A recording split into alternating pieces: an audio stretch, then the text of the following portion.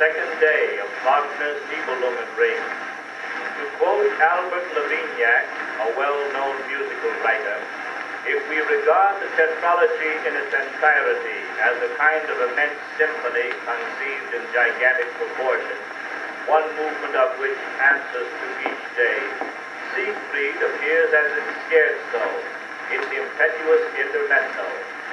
Everything in it is gay, agile, and alert, like the youthful hero himself. Even the comic element has its place, and frequently appears in the role of Mimi. The majority of the new motifs present rhythms which are vigorous and gay, or are stamped with a youthful ardor that is very contagious.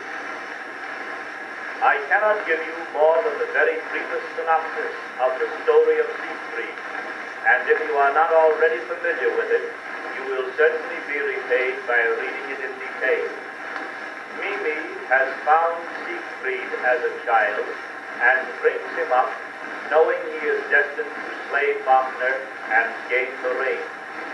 Siegfried, as a youth, is dissatisfied with all the swords made for him, and he finally melts up the fragments of his father's blade needful and forges it afresh, to Mimi's great amazement.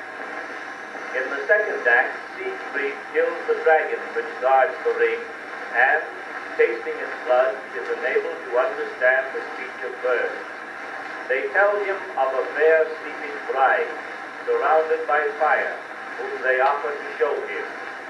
In the third act, Siegfried plunges through the fire, finds the Valkyrie, and, waking her up, woos her ardently, and finally wins her. The famous Forge song occurs at the close of the first act, and is one of the most dramatic parts of the opera. Siegfried, having no faith in the sword Mimi has given him, takes his father's great blade and files it up into a powder. This he puts in a crucible, which he heats in the forge, and from which he finally fashions himself a master sword. While he is making it, he sings the Forge song, as Mimi watches him with awe. Finally the sword is complete, filed, sharpened, and hammered.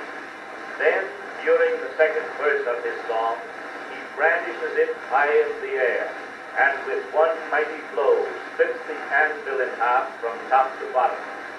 Mimi, in extreme terror, falls to the ground, while Siegfried, shouting with glee, waves his sword triumphantly above him. Jacques Urlus has assumed this role of Siegfried upon many notable occasions, and his interpretation of the part is considered in every way a masterful one. He is accounted one of the greatest of all Wagnerian tenors. Wagner is his specialty, his favorite roles being those of Siegfried, Tristan, Siegmund, and Walter Stolzig in the Meistersinger.